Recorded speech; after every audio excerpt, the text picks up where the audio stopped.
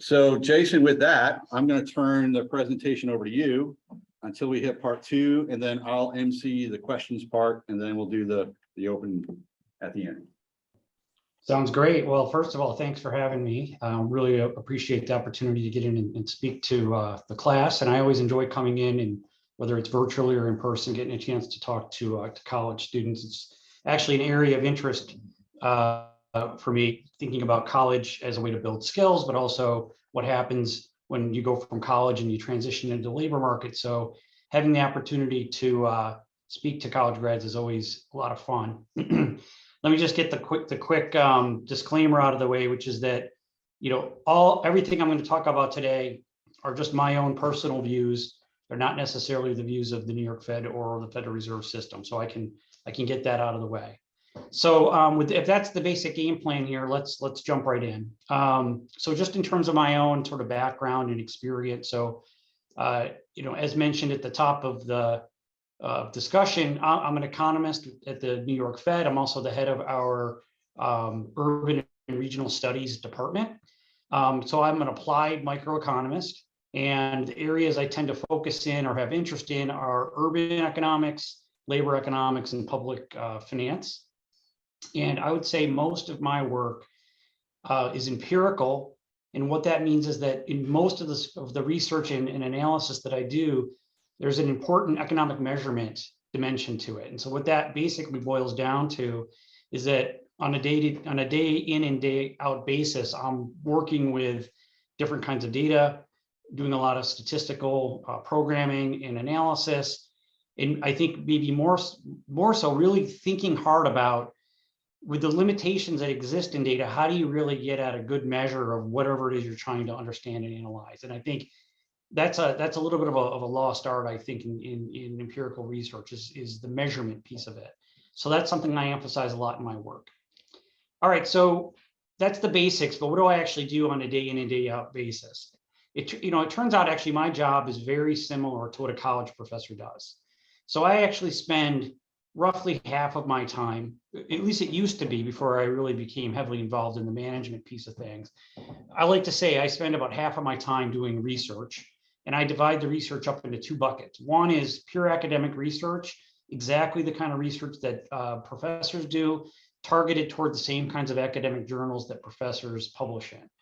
But I also do what I refer to as more applied research. This is usually more topical, less technical research. It's trying to pull together ideas and oftentimes focuses in on the region that I'm responsible for at the New York Fed. And I think everyone in here has seen one of the papers I wrote on regional wage inequality, and that would be a good example of what I would refer to as like an applied research paper. Now, where the difference comes between my job and what a typical professor would do is that rather than then spending the other part of my time teaching, what I do is spend my time thinking about policy and providing input to the policy process at the Fed. So I actually manage a team of regional economists as well as research assistants. And these research assistants are most often recent newly minted college grads. They've come from undergraduate and they're now getting a couple of years of experience. Many of them go on to graduate school in economics, but not all. I'd say 9 out of 10 though. So, as Scott mentioned at the beginning, one of the primary things that the Federal Reserve does is implement monetary policy.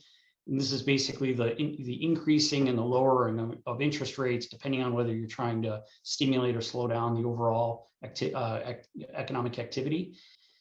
So before joining, I've been at the Fed actually 15 years. So that's, I'm actually shocked by that. The time goes fast, I guess I would say. Before joining the New York Fed, I started off actually after graduate school as an economic consultant at a company called Analysis Group, which is a pretty major economic consulting firm. They've now got operations really throughout the world. I did a lot of work in antitrust and intellectual property there, and it was a lot of fun. I lived in Boston at the time. That was about a 7.5-year stint. And then prior to that, I did my graduate work at Ohio State. And where Scott and I actually met each other was at SUNY Geneseo, which is one of the state schools in New York, where I was a major in economics. So I pretty much started and stuck with economics my whole career at this point. Well, so the Federal Reserve is actually a central bank. So this is different. This is different than the kind of banks that you see on the street where people are putting their money in, and then they're lending that out to other people or businesses, things like that. This is kind of a bank of banks. And one of the big jobs that the Federal Reserve has is to sort of manage the money supply in the economy. And that's called monetary policy. And that's one of the most important things that the Federal Reserve does. There's a lot of other things that the Federal Reserve does in terms of making sure cash gets around the system, having regulations in the financial system to make sure we've got a stable financial system. But the part that I'm most connected in is in the execution of monetary policy. So as I mentioned, what monetary policy is the raising and lowering of what's called the federal funds rate, which is like a primary short-term interest rate, to either like what's happening right now, raising rates in order to slow growth in the economy, or in some cases, say you hit a recession, you want to lower rates in order to spur growth. So the goal is to try to use monetary policy to get steady, consistent growth. Now, the goal here is to achieve what's called the dual mandate. So the dual mandate, which was given to the Federal Reserve by Congress in the early 1900s, is to achieve maximum employment. So that means have as many people who can and are willing to work while still maintaining price stability. What price stability means is that you've got low but steady and consistent inflationary pressures in the economy. That's the dual mandate.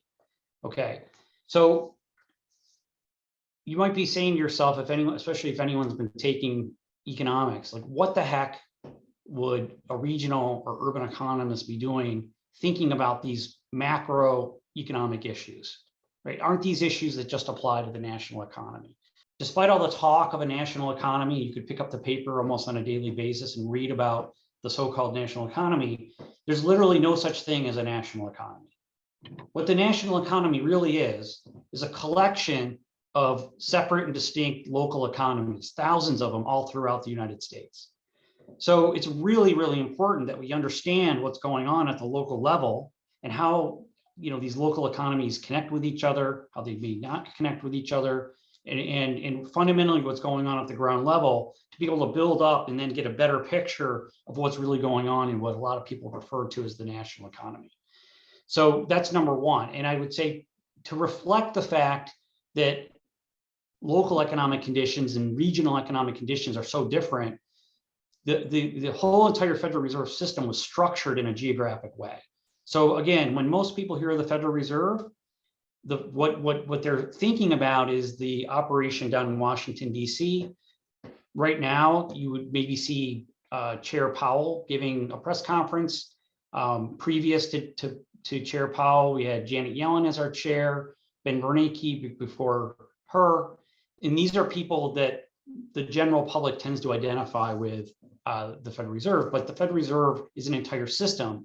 The Board of Governors in DC represents kind of the hub, but then there are 12 reserve banks, New York being one, spread around the country that are specifically designed and specifically meant to sort of represent their specific district. So in New York, our district is the state of New York, the 12 northernmost counties in New Jersey, Fairfield County, Connecticut, because it's still so tightly linked into the New York City economy, as well as Puerto Rico and the US Virgin Islands. So that's really the territory that I tend to focus on and cover.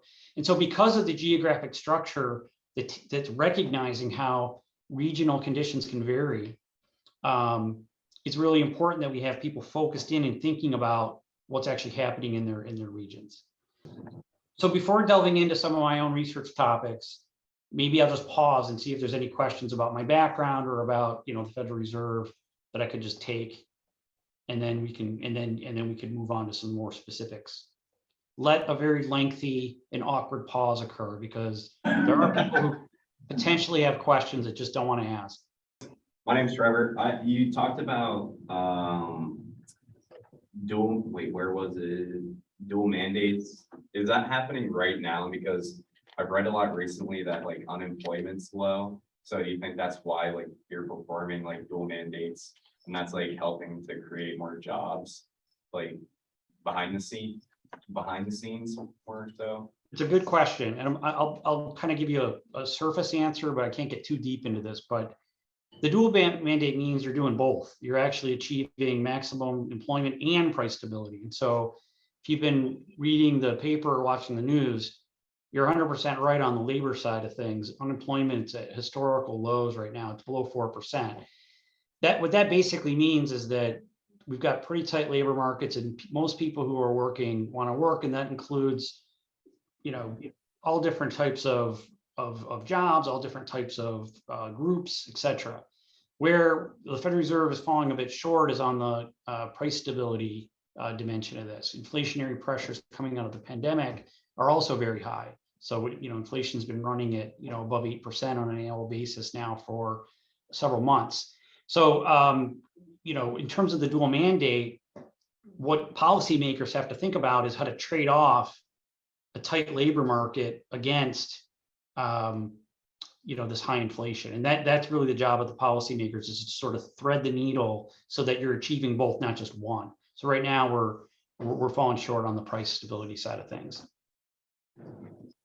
But I think you can see there's a lot of effort going on to address that. It just takes time. Let me dive in and talk a little bit about some of my research areas, kind of wet the whistle a bit, and then we can dig into some of your questions on regional wage inequality. So I'm going to talk about 3 areas that I focused my research on while I've been at the Fed. The first is going to be urban agglomeration economies, which hopefully you've heard a little bit about in your economic geography course. I'm going to also talk a little bit about the spatial distribution of human capital. And then those are both very, very squarely economic geography topics. And then talk a little bit about some of my work looking at the labor market for recent grads, which isn't really a economic geography topic, although there's a slight angle on it. But I thought just because of your situation, you might be interested in that work. So in terms of urban agglomeration, so really thinking about urban agglomeration, it's really the answer to the most fundamental question in urban economics, which is, why do cities exist to start with, right? Why don't we just see across space an even distribution of people, right? It certainly would help with land values and things like that. And so what urban agglomeration economies boil down to really are the benefits that accrue from the spatial concentration of people and firms.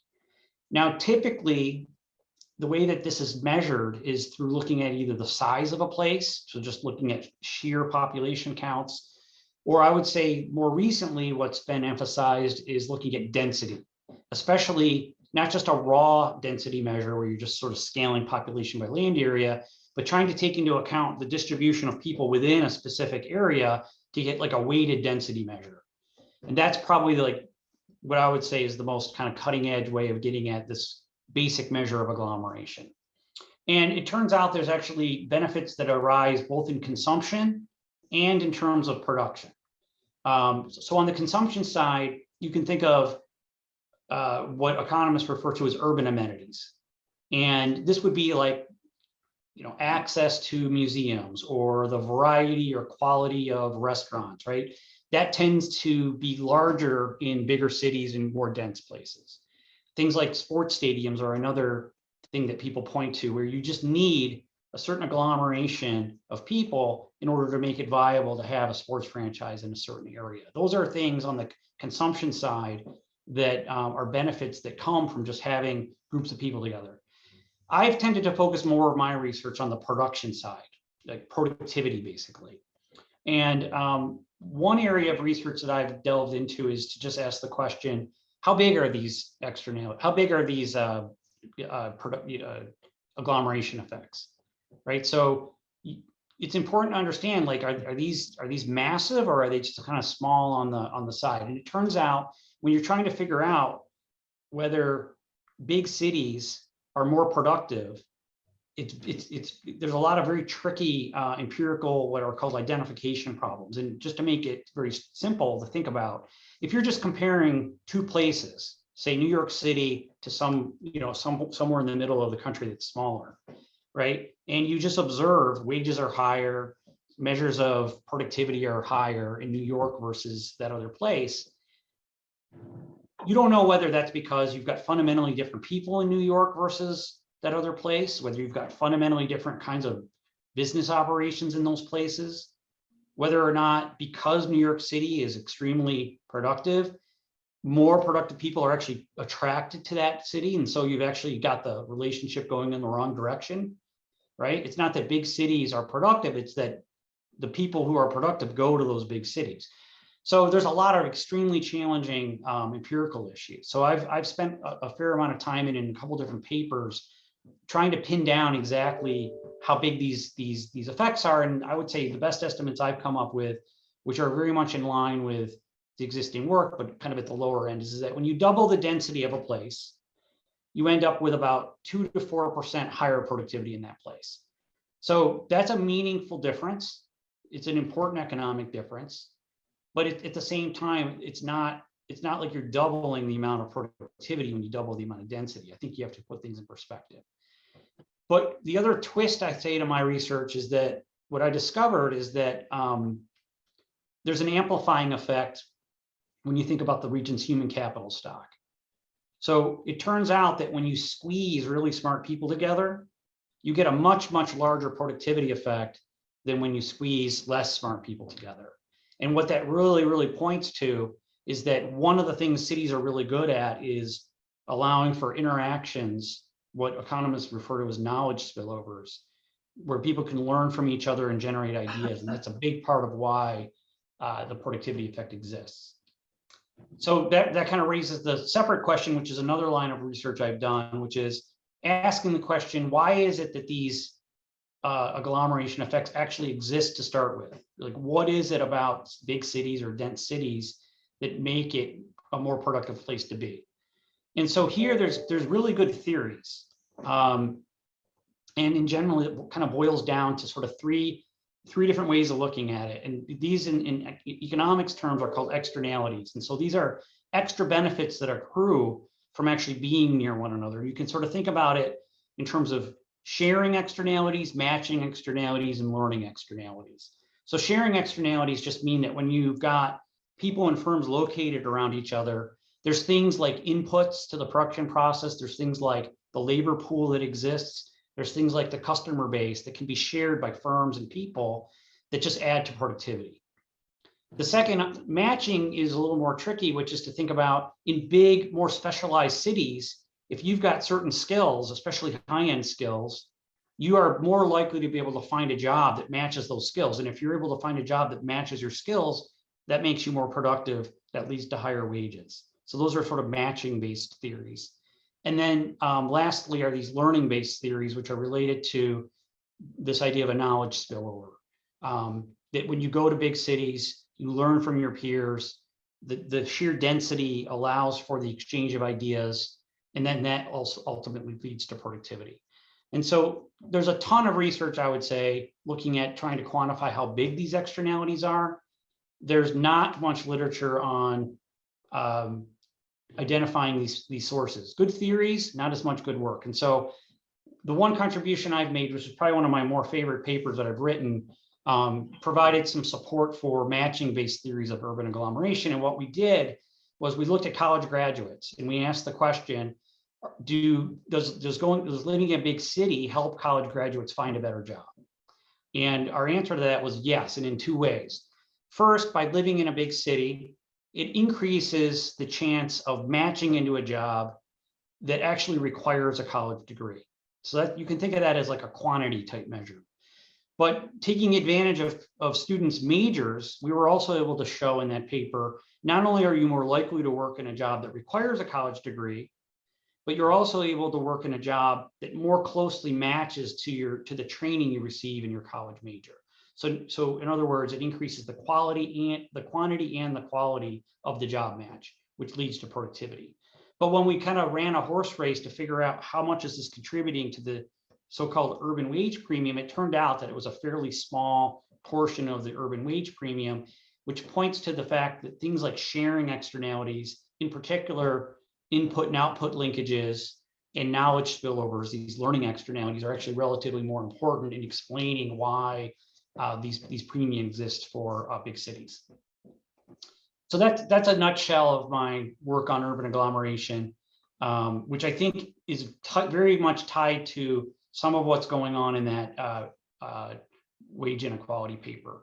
So let me just mention very briefly, because I know we want to get to the questions, two other areas of research. One is, as I mentioned, the spatial distribution of human capital. And so all human capital refers to is the skills that people have to do their jobs, basically. It turns out actually that human capital is the most important driver of regional economic growth. And so I've got various papers that have demonstrated that point. An important aspect of that research is thinking hard about what does it mean to have human capital and how do you measure it? So most of the time when people talk about human capital, what they refer to is education, whether you have a college degree or not in particular, as being high human capital or not. We actually took that a step further and used very detailed data on the actual skills people need in order to do their jobs and look to see what skills tend to drive growth. So that was an area. And maybe not surprisingly, in the modern knowledge economy, things like engineering skills, a lot of the cognitive skills that are required to do complex business services, computer technology, finance, and things like that tended to really drive regional economies. I've also looked at different migration patterns of high human capital folks, here mostly focused on education. And, consistent with a lot of the other work out there, demonstrated that over the last 50 years or so, it's been increasingly common for the highest human capital people to locate in big urban areas. And then last, to think a little bit about the factors that actually do, on the margin, drive differences in human capital across space, and in particular, looking at the role that colleges and universities can play in shaping the spatial distribution of human capital. And one of the papers that, probably one of my most cited papers, demonstrates that it is the case that colleges and universities do shape the human capital stock of their own region. But contrary to what most politicians think, it's not because they tend to produce a lot of college grads, because college grads are very footloose and fancy free. As soon as they're, as soon as they're graduated, they're all over seeking out their best opportunities. So it turns out that what really helps is actually having a research university. And it's really the research activity that creates the demand for that high human capital. And then whether or not it's their own students who stick in that labor market, or whether it's other students from other parts of the country that then are attracted to that labor market, it's through that academic research and the commercialization of that research that actually helps build the human capital stock, which was a little bit of an unexpected finding, but I think an important insight, because it really helps you think about, from a policy perspective, if you want to increase your human capital stock, how do you do it? Most policies designed around retaining college graduates. This research suggests it should be designed around encouraging research and innovation. And if you do that, it'll take care of itself.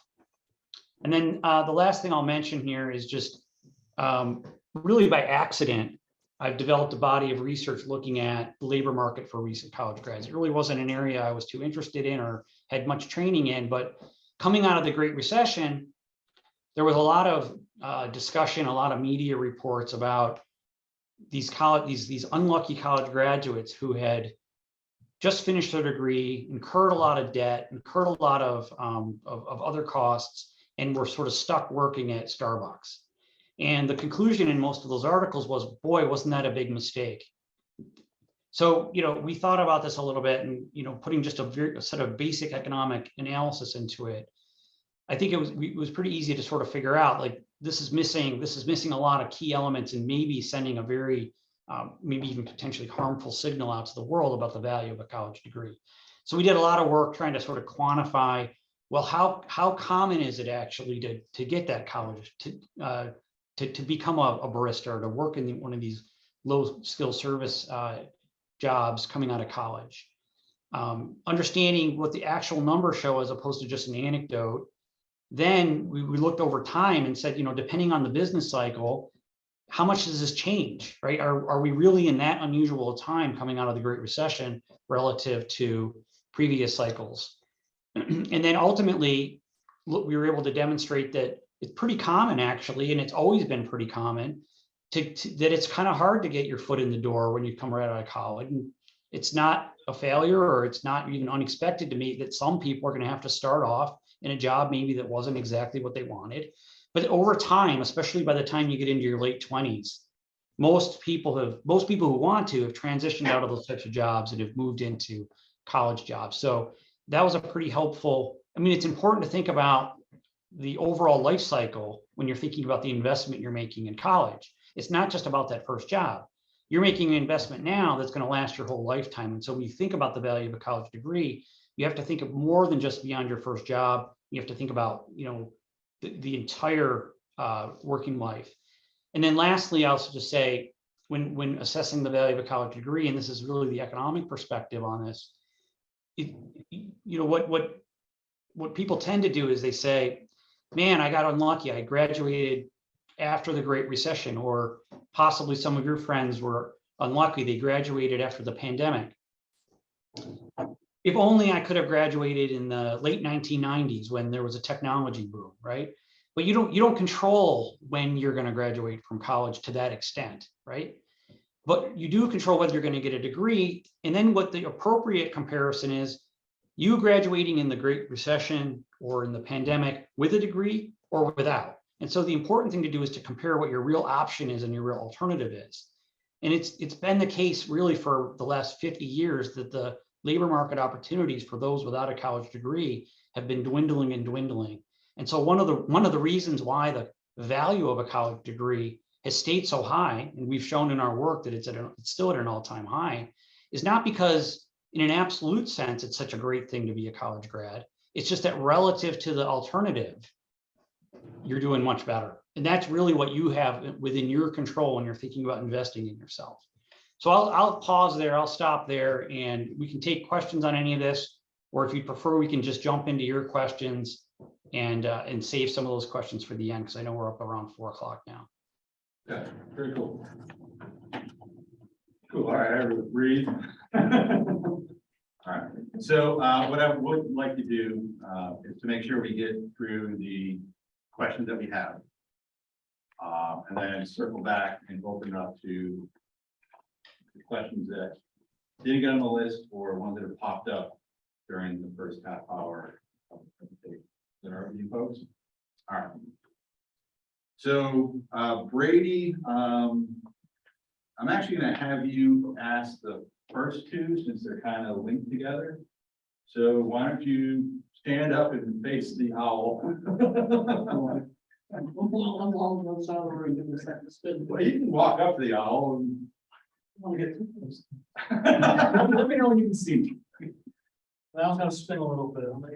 It's voice activated, so Oh, that's how you hear me. Oh, I think. Oh, there I am. Yeah. So, hi, Jason. I'm Brady. The two questions are, the one is, so your paper with Richard Deitz in 2019, titled "Why Are Some Places So Much More Unequal Than Others," was published in 2019, which was right before the pandemic. In it, you pointed out a steepening trend of increased wage inequality since the 1980s. So how do you expect that trend to change in response to the lockdown and the pandemic? Will that steepening trend continue, or could it flatten out as access to remote work seems to be being incentivized, or an increased focus on that? Okay. Did you say there was two questions or one? We do both right now. yeah, fire both. Sure. You're kind of linked together. And the second question, also about that same paper, the largest wage inequalities are usually in coastal metropolitan areas due to increasing demand for skilled workers in those places. The high demand in turn attracts skilled workers since there are lots of opportunities and people like to live near their jobs.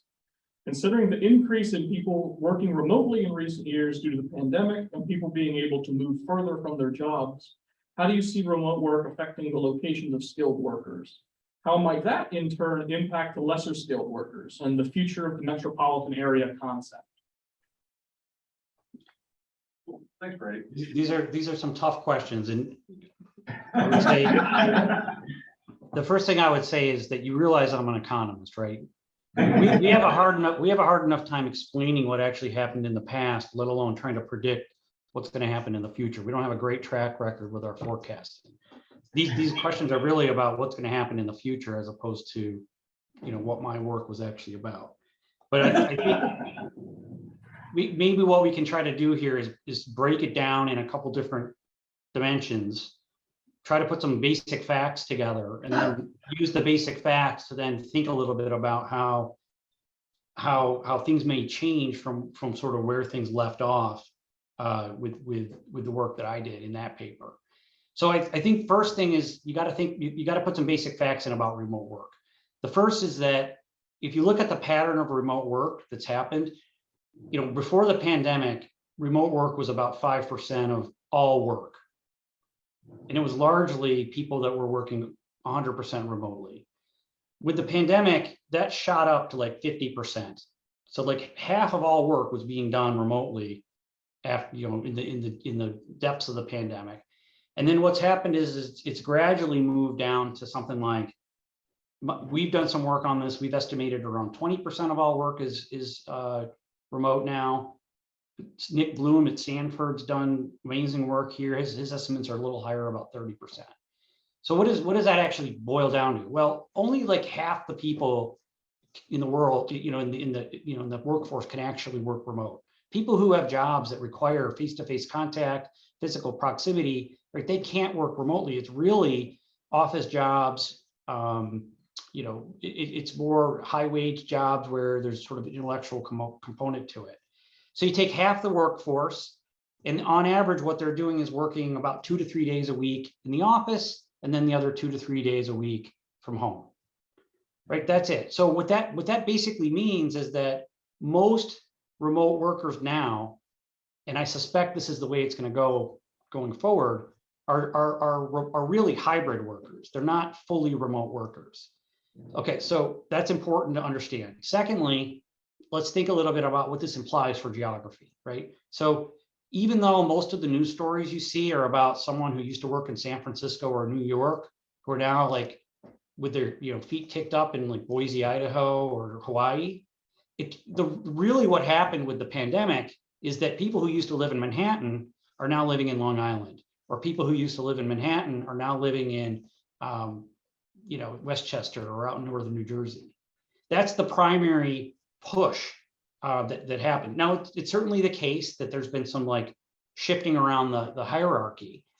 I suspect that as more companies, require their workers to be in the office, whatever it is, 2 or 3 days a week, that's going to be the more common arrangement. And so what that means is that most remote workers are going to still need to live somewhere near their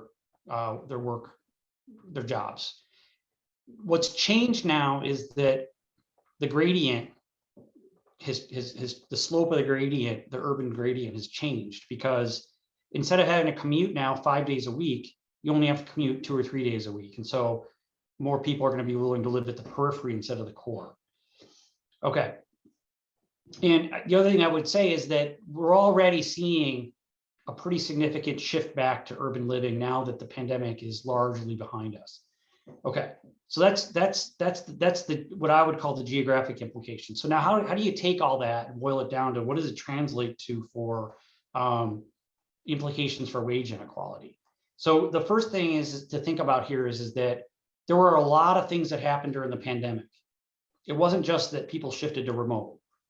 So I don't know if there's economics students in there, but in economics, we have this thing we call ceteris paribus, which means all else equal, right? So when you're thinking about what's the impact of remote work specifically on something like wage inequality, you got to make sure you're holding everything else constant, because just to give you one example, in addition to remote work changing, a lot of people dropped out of the labor force, and we now have extremely tight labor markets, as we talked about before, with unemployment below 4%. When you're in a tight labor market environment, you just get overall, you get wage growth happening more or less across the full distribution. So when you're evaluating what's going on with wage inequality, the tight labor markets are contributing to that right now, probably helping even it out a little bit. So my best guess is that, taking all this into account, especially the fact that most remote workers are going to end up living in the same local labor market that they work in, and that you're not going to see this big scattering around the country, there's going to be very little movement in these wage inequality measures that I've shown in my work. Maybe tiny budges, but you got to keep in mind that the work we did was showing trends over 50 years. And in fact, if you look at the full period, where the biggest gap started to widen was actually in the 80s and 90s. And then in the 2000s and 2010s, it was smaller, but it was cumulative. But that's what got us to this huge thing. Something like the pandemic and the shift to remote work is going to barely change that, I would say, in the grand scheme of things. Fundamentally, at the end of the day, what we have here is an imbalance between supply and demand of skill. And until we figure out a way to deal with the supply side of the issue, meaning we get more skilled workers, this inequality issue is not going away. And then the last thing I would say is taking it all the way down now to what the paper really focused on, which is regional wage inequality. So thinking about the spatial dimension of it. I would say that there's at least a possibility in the very biggest cities, right, with the most skilled people, there's a possibility that there, if some of those people do relocate, there's a possibility that at the high end of the distribution, you'd see less wage growth, so that would pull that down. And because again, the tight labor market's there, you'd see the lower end of the distribution pull up a little bit. So you'd basically tilt that wage growth profile. So maybe very slightly in the biggest places, the most dense urban places, you may see a little bit of a movement or a little decrease in wage inequality.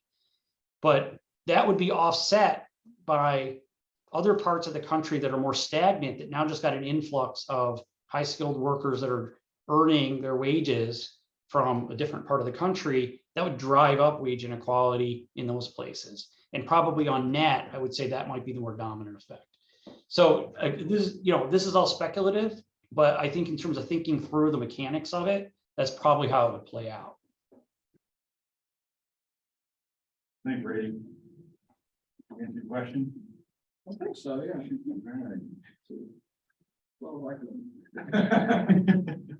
I mean, I think the other thing too is that, the paper I wrote was based on a narrow concept of inequality. It was based on wage inequality. That's the inequality that exists in the wages that are earned by people in the labor market. If you want to think bigger picture about overall economic inequality, I think it's going to turn out that this is going to be bad for people at the lower end of the skills distribution.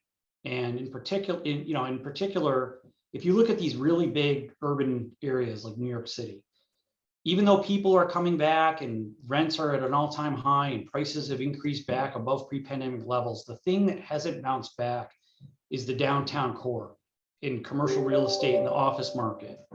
And people just aren't back, in the numbers they used to be. And if you think about it, a lot of these big urban areas, are all anchored around that urban core. And there's a lot of businesses that support these office workers, restaurants, dry cleaners, the person that sells you water and pretzels when you get off the subway, right? And a lot of those jobs haven't bounced back. Whereas people at the upper end of the wage distribution who tend to be more highly educated and tend to be able to benefit from things like remote work to actually improve their life, they're actually, this is a complement to their work. It's making them more productive. It's allowing, look at this, we're allowed, I didn't have to come all the way to Shippensburg. We can just beam in. So it's increasing their productivity. So I think overall, the pandemic is going to end up being accelerator of inequality, not a relief of inequality. Trevor, I think you're up next. Trevor again. So your paper uses the 9/10 ratio to measure inequalities in the metro areas. So I was wondering, are the top 15 like metro areas like New York City, Trenton, and San Francisco good places for young professionals out of college, or are the areas registering with more equality better to move to, and why? Again, it's an interesting way to look at it. An interesting question. I think so. One thing I just want to point out is the 90-10 ratio that we used in the paper is just one, what I would call a summary measure. We looked at a lot of different measures that were a little bit more complicated than that, but really 90-10 summarizes the trends pretty well. And in fact, one of what I would say, one of the contributions of the paper is the introduction of these wage growth profiles. So all throughout the paper, we show these upward sloping lines. We call them wage growth profiles. That's actually another measure of inequality, because you can look at the slope of that. Steeper wage growth profiles mean that places experience a bigger change in inequality than flatter wage growth profiles. So the 90-10 is not the only measure that we used in that paper, although it's a good one and it helps kind of tell the big story. I mean, I don't necessarily think this is connected so much to the issue of inequality.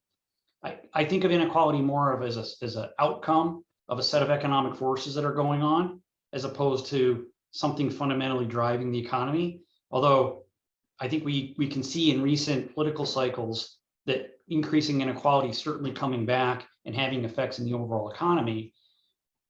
So separate from just, inequality, big cities are good places for young professionals to go, right? So there's a couple different reasons why. I touched on one of them when I was talking about my own research. So why is inequality rising so high in big cities? Well, it's because the people at the top of the wage distribution are pulling away from everyone else.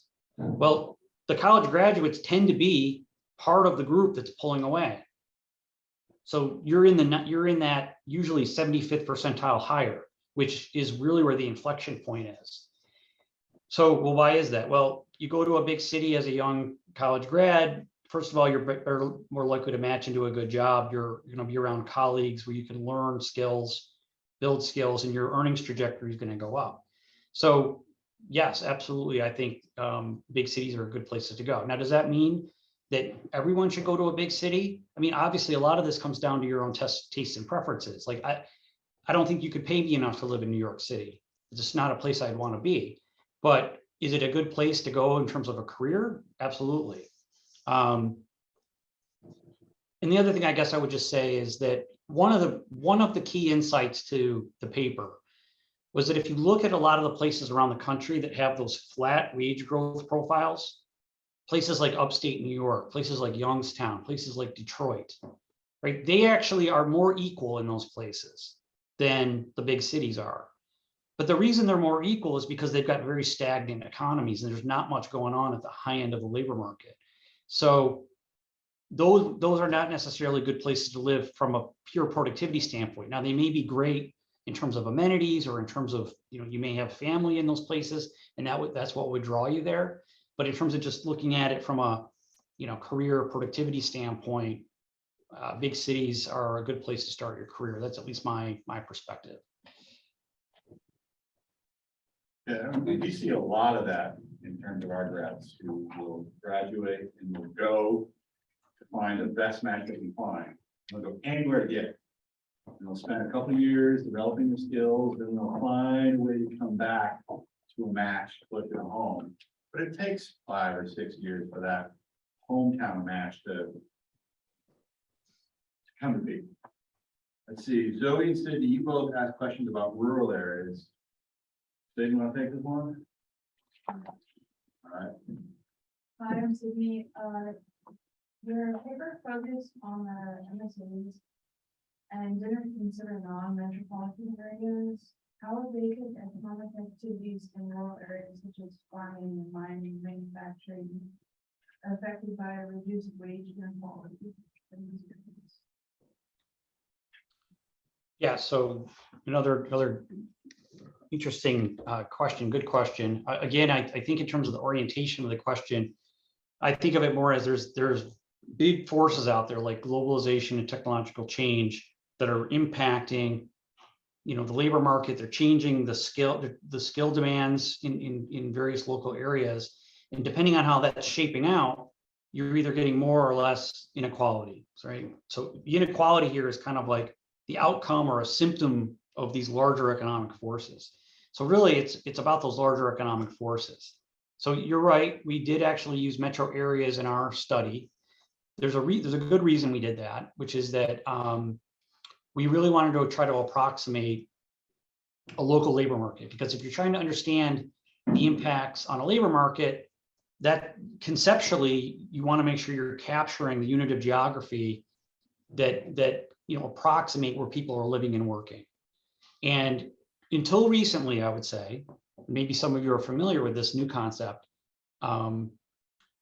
metro areas were probably the best, because once you get into a part of the state where it was rural, you'd almost have to treat that as one thing, and we clearly know that that's not the case. It does turn out that there's this concept called a commuting zone. I don't know, is that something you guys have covered in this class? And we've done a lot of work on commuting. So that's actually now what I would say is the preferred measure of local labor markets, and it's actually the one that I like the best. And if we were to redo this study, we could use commuting zones, and we could bring in rural areas into the mix and be able to say something a bit more concrete. Since we didn't do that, I guess what I would say is my best guess as to what's going on in rural areas a little bit depends on what the rural area specializes in. So for example, if you've got a rural area that does have a heavy manufacturing concentration, my best guess is that the same lines that we showed for example, upstate New York would apply very much to a lot of those rural areas where you'd have wage growth profiles that would be very flat. You'd have less of an increase in inequality over time, and you'd have lower levels of inequality. And it's for the exact same reasons. You'd see the middle part of the distribution being hollowed out by technological change and globalization, and not much action really going on at the high end. I think it's a little interesting to think about rural areas that are natural resources dependent. My suspicion is that they would fare a bit better than the manufacturing hubs, except for the parts of the country that specialized in coal production, which that's just a natural resource that's being phased out. And so because of that, those areas have tended to just basically decline. You ready? Yeah. So I found that the problem with the availability of skill in certain places would be quite interesting. And I was wondering if it's a problem that could even be potentially tackled. Like, what could these lower skilled workers even try to do, if anything? Or would like the government need to step in to help them out if they fall too far behind? Or if like specialized education in these areas should have a higher emphasis, or just education across the board, like for like specialized jobs, just be like more emphasized in general? Like, should just everyone go to college, or is there like a place for these lower skilled workers? So when you say the problem of, I forgot exactly how you said it, but the problem of lack of skill in certain parts of the country, was that how you phrased it? Yeah. So I think of it a little differently. I actually think of it at we're observing the equilibrium, right? We're observing the demand supply equilibrium, the spatial equilibrium. I think what's really going on in most of these places, I think that you have in mind, is actually the absence of demand for skilled labor.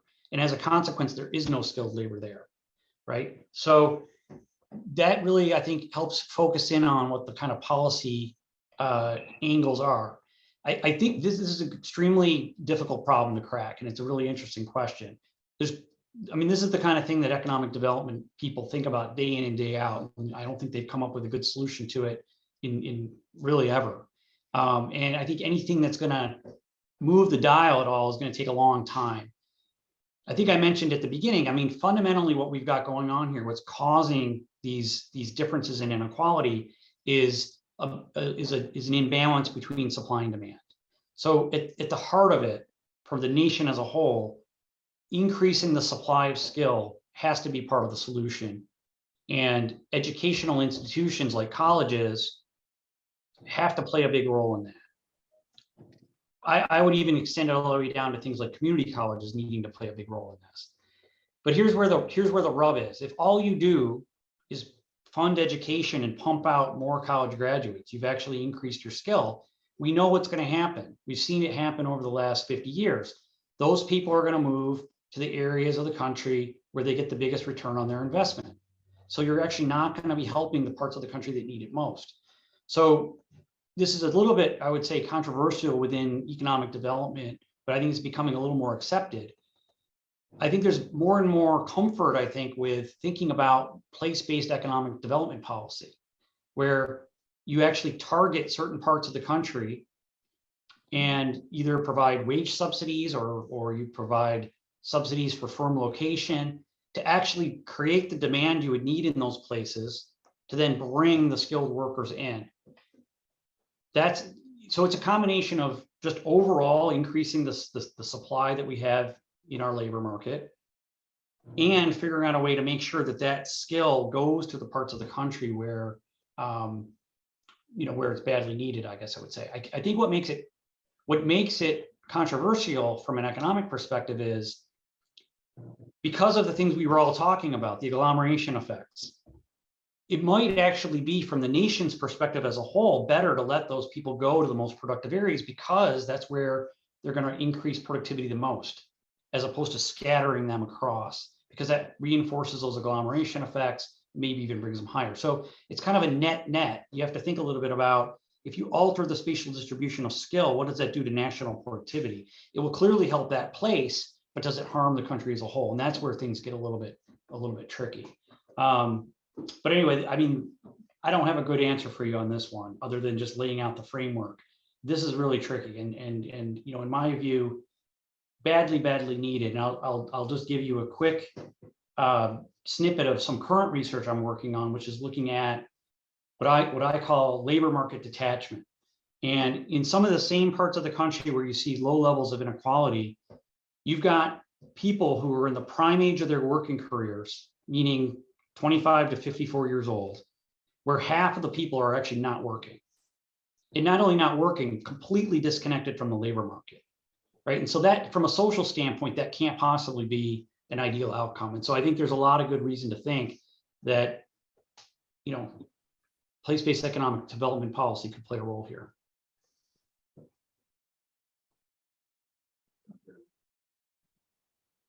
Let's see. Josiah or Sam? Wants to ask that one. Next one. Yeah, I'll ask it. Hi. Your paper focused on wage inequality by metropolitan and statistical area across the U.S. landscape. Is there, but it focused on just people in general. If your graphs broken down subcategories like gender, race, age, what do you think those distinctions would tell us based on the MSAs and wage inequality? That's definitely not something we did. It's an interesting point. I mean, the one thing I do know is that looking at the wage profiles separately for men and women, you see very similar patterns. So I feel pretty confident that if you broke it by gender, you'd see similar patterns. I guess maybe the best way I can answer this question is to sort of tell you why we did what we did as opposed to what we didn't do, which is, up until our work, there was a lot of discussion and a lot of research on inequality in general, but not much at all about how it's played out at the local level. And so we made a decision that in order to break ground, we were going to restrict ourselves to thinking about just how inequality is playing out across space from a geographic perspective. And I would just say, maybe as just a tip for all the students in here who are going to be having to write papers, it's really important when you think about writing a paper that you really narrow in on your topic and you have a crystal clear research question, because otherwise you're going to end up trying to take on too much. You can't do it in a paper. And so the choice we made was to try to move the literature by just focusing on the regional dimension. It's absolutely true that it would be interesting to understand how this is played out separately by gender, separately by race, separately by any other group you might consider, but it greatly complicates the analysis. It also greatly complicates the demands, I would say, in terms of what you need for data. Because remember, when you start getting into these really small areas and you're relying on still pretty large samples, but when you start cutting it by hundreds and hundreds of metro areas, and then you want to start slicing that by different demographic groups, you lose your precision, I would say. And so our choice was to just focus on the geographic story. So that's what we did. As they say, more research is needed. And so I think this would be a really interesting extension and possibly a project that you guys could take on. Lauren, I think a lot of the comments already have kind of answered that question you had. Oh, well, I have a question. All right, go ahead. I was just wondering how, if you're like leaving out these, like certain topics like race, gender, age, like when you're looking into different economic demographics, doesn't it seem like you're just talking about knowing that there's a gap, but not knowing how to solve it, but you're not doing enough research into what could actually solve it? Which are those components? I don't have a better answer than what I gave before, which is more research is always welcomed and needed. You just need the time to do it. Oh, you might actually be able to see Ryan. Yeah. So just as I was reading your paper, I mean, it was assigned to us as a required reading, but as I read it, I just, I understand what you're saying in the paper. I was just trying to like find a reason to attach, I guess, why I should, or what this means for people. So has the information you found about the way wage inequality is distributed been useful for regions trying to address inequality in their local area? I mean, that's a good question too. I mean, we don't know the answer to that. We hope so. We hope so. I mean, I think there's a, so let me just step back and kind of give the sequencing on this up. I'd say there's a lot of concern about rising inequality, even at the local level, right? And so what we attempted to do in this paper was to try to understand, first of all, how much is this actually happening, to actually quantify it, and then to understand what are the forces that have been driving it.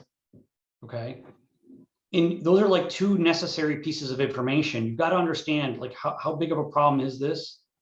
Is it even a problem once you understand what the economic forces are? And at that point, individual local communities can make a decision about whether they want to actually address it or not. And inequality is a tricky topic because clearly there's some very negative things that happen from the inequality. But if you look at what's going on in terms of the fundamental economic drivers of inequality, right? There's also a lot of positives that come from those same economic forces. So things like globalization and technological change have actually driven economic growth.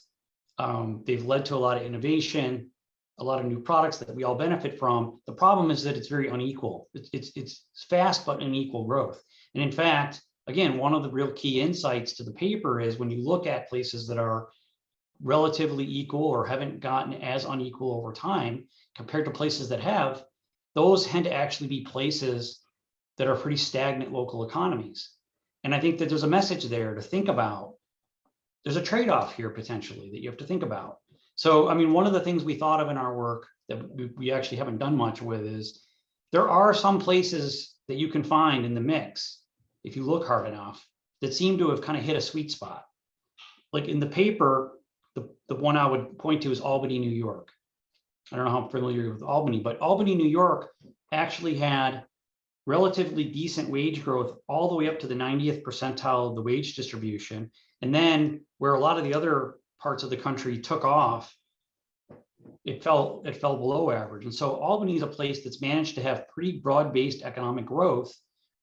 It's increased inequality like most everywhere else has, but not to the same extremes as places like New York City and San Francisco. So something that could come out of this work, if we had someone ambitious enough to go do it, is to identify those kind of sweet spots, places where where regions have grown and evolved, but had less increase in inequality. And if there's anything you can learn from that, that could actually lead to potentially some positive, policy prescriptions. But the paper we wrote was really a positive exercise about what has happened and why, as opposed to a normative exercise about what should be done next.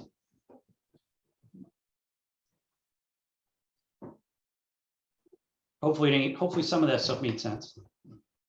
Yeah, for sure. Yeah, we just went over positive and normative again, I think last class. So that helped a lot. All right, Jason, that is our list of official questions we have for you. Man, oh man. That was like the gauntlet. That was the gauntlet there. Let's see here. All right, so we've kind of blown past your deadline. You said you needed to Yeah, be I'll done. take, we can take like 1 or 2 questions and I gotta rock and roll. Okay, so I guess we're gonna open it up now to any question. Josiah, go ahead. So I know that you work with the Federal Reserve Bank of New York, and I was just curious, because I kind of am really interested in the kind of growth and then decline of the Rust Belt in the northern Midwest. But a kind of outlier of that has been Buffalo and Rochester, which weren't as much part of that kind of like steel and mechanical push, but still saw a rather large decline going into the late 1900s. Could you speak a little on like what occurred with that and like what the Federal Reserve Bank does to try and help out those western parts of New York? Well, I mean, I guess I would not necessarily agree that Buffalo and Rochester escaped the worst of the Rust Belt. I mean, Buffalo and Rochester are not Youngstown, that's for sure. Yes, that's the worst case. Both places suffered massive declines, and neither place has as many people as it used to have back in the 80s. I think Buffalo and Rochester are different places. I'm from Buffalo. I still live in Buffalo. I think one thing Buffalo's done well is transitioned into the so-called eds and meds, which is kind of a play that a lot of the Rust Belt cities have done. Eds and meds is short for the healthcare and educational institutions. And we're upstate New York in general, and Buffalo in particular is very fortunate to have a strong university presence that's really helped the region stabilize and bring in skilled workers. So Buffalo is really an eds and meds story. Rochester is different. They've got the eds and meds piece, but what Rochester had, and maybe even still has, although I think it's very much fading, is Kodak was such a behemoth of a company. I mean, do you guys even know what Kodak is? You ever heard of Kodak? Yeah. I was bringing my daughter home from it was my son. I was bringing him home with his friend from a soccer game in Rochester, and we were driving through Pittsburgh. And I asked them if they'd ever heard of Kodak, and neither one of them had. They're in their teens. I mean, in its heyday, Kodak was basically Google or Apple. That's what it was. And there was the innovation that went on in Rochester was absolutely amazing. If you look at per capita patents, still to this day in Rochester, it compares with places like Boston, not quite like San Francisco, but it's in that same ballpark. That's how innovative it is. And so because of that, there's just a legacy of skilled workers. There's an innovation ecosystem that's there, and there's a real specialization in intricate like photonic type technologies. And that's propelled that region, in addition to the eds and meds piece of the whole thing. Thank you. Cool. Zoe. Yeah, I was wondering, and keeping in mind time, but if you could speak a little bit more about the role of the declining real value of the minimum wage and rising wage inequality. Sure. Like how much of a factor that is in comparison to like the regional and urban effects we've been discussing.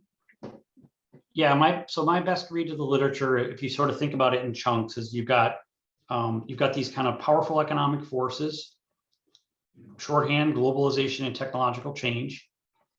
That's about 80% of the story right there. And then you've got what are called institutional factors, things like unionization declining over time, the falling value of the real minimum wage, right? Collective bargaining going away, things like that. That's about 20%. And I would say the minimum wage, 20% of the overall story. And the minimum wage is a fairly small player in that thing. So it's noteworthy in the sense that it's important, you know, it's been shown to be an important contributor, but in the grand scheme of things, what's really driving these patterns are the bigger economic forces that are out there.